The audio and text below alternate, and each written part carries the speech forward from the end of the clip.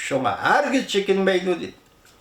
Endimizmiş çekinmeydi degan sözü keledi. Jungo hükümet sizden mijazınız qandaqa? Sizden tomurunuzu tutup eqishga to'g'ri keldi. Ahirgacha Şangay xalqi bilan qarshilasha. O da juda hammani oshkorlab, sen u yoqqa, men bu yoqqa bo'ladigan ishmi?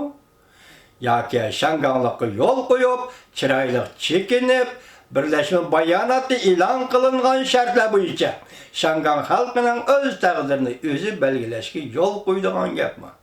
Bu yerda Şangay xalqi Jungodan hech narsa talab qilayotgani yo'q. O faqat o'zining huquqini, o'zi kerak, ya o'ziga xos bo'lgan huquqni talab qilyapti. Yiriklişim müşeye geldi vaka, ziddiyet ciddiyleşim müşeye geldi vaka, ziddiyet.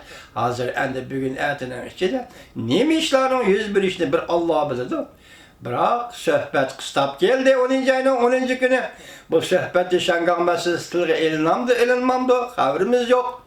Uygur meselesi tilge elinmamdı, bunu bilmemiz bırak. 10. ayının 10. günü belki ahirka söhbet bulup kalishi mümkün. Amerika Qo'shma Shtatlari bilan Jungo o'rtasidagi savdo söhbetining ahirki söhbeti bulup kalishi mümkün.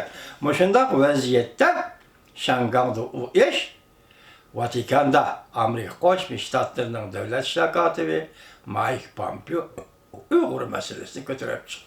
O'ttirga qo'ydi. Vatandaşa